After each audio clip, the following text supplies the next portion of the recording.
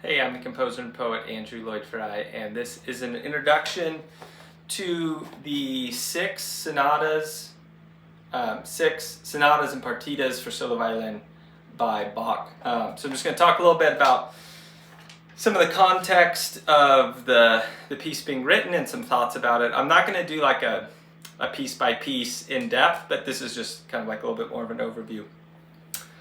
Okay, so first off, wanted to talk about where this was in context of Bach's life. So a really interesting thing about him and his output, which is not true of most classical composers, is a lot of his output is very much dictated about his life circumstances and real specifically what his job was.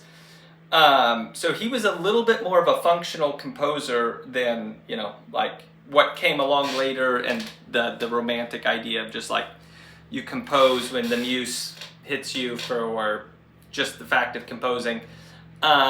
So, there's a period where he's an organist, a church organist, and it's like most of his organ music came from that point.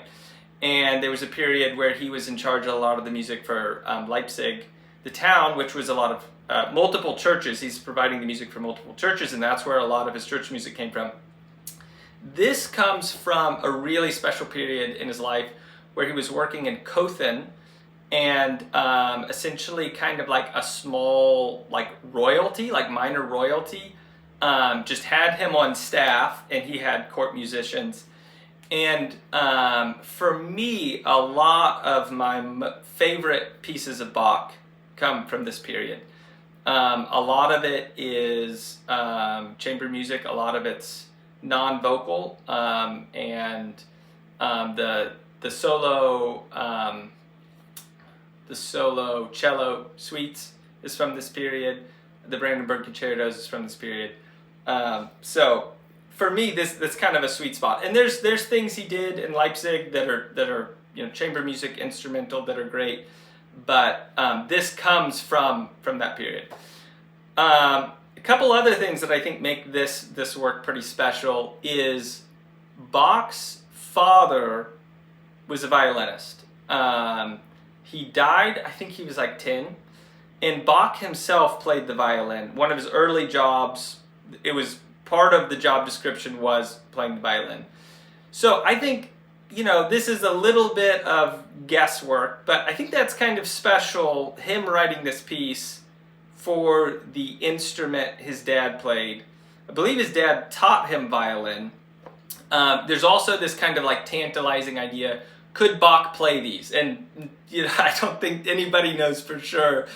They're very hard to play, and was he that good that he could play on? And we'll probably never know that.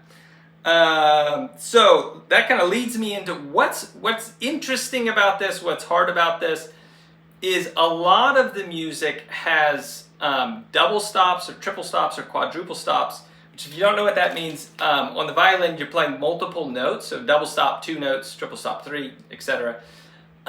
Which is just, it's really hard to do on top of doing a bunch of other stuff. So just the technical execution of a lot of these pieces is very, very hard. And it's just kind of amazing to hear somebody do it well.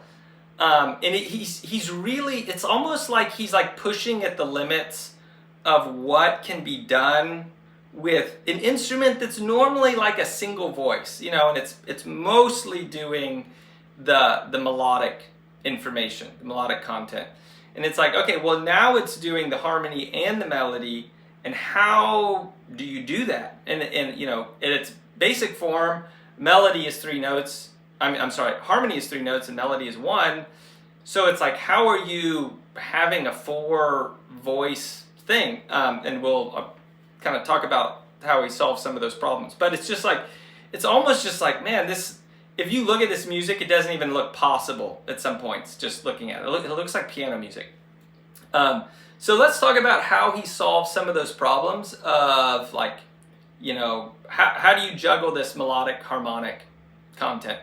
And I think having just this awareness of these couple techniques makes interesting listen if you're aware of just like, oh, these are kind of these different ways he does it. So one way he does it is he uses those quadruple stops, which for 4 notes you have to roll across the strings. You can't get all 4. And it's almost like harmony does the full chord, and then the harmony stops, and then he plays the melody. And then often the next measure, you have another chord. And then, so it's almost like he has to take turns of performing the harmony job, and then goes on to the melody job. So that's one way. The other thing he does is sometimes it's a little bit more meshed, where it's like the melody's going, and then there's double stops thrown in. And again, that's often at beat 1. And that's a little bit more, and when he does that, it's more like spread throughout versus like just at the beginning of the measure. And it's like going along, and it's like double note, double note, double note. So then you're not quite getting the full harmony, but it's implied, and you can kind of like sense the harmony. And then there's 2 other techniques he does. One is, and these are similar, where you're not playing double notes, but the notes that you're playing are mostly harmony notes. So it's like you're mostly playing notes of the chord, and you're just like outlining the notes of the chord in a more interesting way. And then there's like little added notes in there. You know, you might do like just like some stair step notes down that lead you to the next chord. But it's like mostly what you're playing is notes of the chord, so you're presenting the harmony. And then the 4th way, is this the 4th way? Is this 5th way? Lost count. Is you're playing more melodic material. You're not really like outlining chord tones, but you're still putting the signpost in, and often again like beat 1 and 3 are big points where like it's almost like a ghost of the harmony is there, and the way you're moving the melody is like there's a harmony there, and it's following like this harmonic progression, but there's only 1 note at a time. So I think that's a super interesting thing about this piece, just something to pay attention to as you listen. So let's break down Sonata and Partita, and I think the simplest kind of like distinction, because there's 3 of each. Sonata is kind of like generic instrumental piece, and those have the title, often the titles are like Allegro, Andante. So the titles of each section in those is just the speed. Now the most notable thing about those is the second of all the sonatas is a fugue. And it's just like, can you do a fugue on solo violin? I mean, this is the thing I'm talking about, where it's like, this feels like it's like breaking the possibilities and the stuff that looks like piano music. So real quick on a fugue, you introduce an idea and by itself. So like a little, you know, it can be 2 measures, 4 measures, idea, and then a second voice after that's introduced by itself. That voice moves on to something else, and a second voice comes in, and often brings back that idea, but it can be at like the 5th, can be transposed. And then that voice moves on, and another voice comes in with the theme. So it really feels like something that's impossible to do, a fugue on solo violin. So I think those are really notable, and just good to pay attention to. If just having that little bit of knowledge about the fugue, and it's like, okay, the theme, okay, yes, now I'm hearing it again, that really alters the perception of the piece. So I think that's really important to know. Okay, so that's the sonatas. The partitas are all dance forms. So it's like, you know, the minuet, that's a dance, and each of those have certain characteristics. So it's like a time signature, often a speed characteristic, and sometimes rhythmic profiles.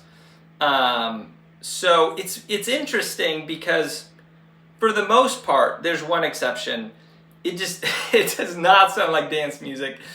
It feels very like abstracted dance music, and it kind of reminds me of like jazz from like the 50s and 60s, because like in the 20s and 30s, jazz was the dance music, and the music slowly changed, and bebop had this like huge transition where it's like, this is no longer music for dancing, but there's like a spirit and a ghost of the dance still there, which that's interesting that both of those have that in common. Okay, so another distinction of how we can break down these pieces, this is an oversimplification, but the simplest like kind of A-B distinction that almost all the pieces fall into is there are fast single note pieces, so either 16th notes or 8th notes, and it just keeps going, and it's just like no rhythmic distinction, and it's like it starts 8th notes or 16th notes, that's the whole piece. No double stops, no triple stops, and then it ends, and maybe it ends on a half note, and that's the only other rhythm. And it's crazy. It's like he keeps it interesting. I mean, that sounds a little monotonous. It's good. So that's type A. Type B is the more double stop, triple stop. You know, you're getting more like clear harmony, and pretty much everything falls in one of those two categories. The other thing I wanted to talk about is almost every piece has the same form. And again, this isn't 100%, but almost everything is like an A-B. And I'm talking about the sections within, you know, it's like sonata in E major or whatever. And they have 4 sections. In each of those sections within the piece, almost all of them are A-B, and there's repeats. It's like you do section A, and then it repeats, and you do section A, and you go to B, and you do section B. Now, the recording I have, it's pretty common that they do A twice and not B, but depending on the recording, they could do that differently. Okay, so now there's just, there's 2 that I wanted to zero in on. I think they're all good. You should listen to the whole thing, but 2 that are notable. So the first one is the Partita, the 2 in D minor, or the Partita in D minor. This is probably my favorite work of this collection.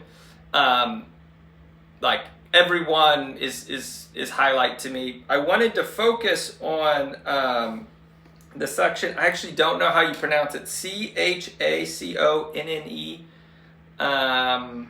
It's a French word. I don't remember how you pronounce that. Sorry. Again, Chaconne,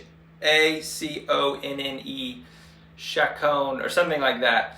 That section is ridiculous. That's the highlight of the whole thing for me. So if you want to start with something, just go to that. Interestingly, it never repeats. There's not a repeat sign in it, and it just keeps going. And it's like he just keeps taking these similar ideas and just like, now I'm presenting it this way. Now I'm presenting it this way. Now I'm presenting it this way. And I've heard, you know, people talk about this as kind of like one of the greatest kind of pinnacle of like classical music. It is really, really good. So make sure you check that out. That whole partita is good, but that particular section, it feels like kind of like a jewel. So the other thing is the very last one, the Partita in E major. And I just wanted to highlight that one. That one feels a little bit like the outlier. And that's actually one of the few ones that the spirit of the dance feels a little stronger. And some of this, it's like, this feels like you could dance to this. And if you've read The Christmas Carol, there's a scene where Fozziwig hosts a party and there's a violin player. And it's like some of the music feels like that, and you could have groups of people dancing with it. And it's kind of like this rustic party feel, and some of it even has like a hint of like fiddly music in there. So I just wanted to highlight that one because it's just different. And all the other ones, I think kind of the emotional tone is a little bit more the same from piece to piece, but that one's a little bit different. Okay, well, I hope you enjoy listening, and I'll see you next time.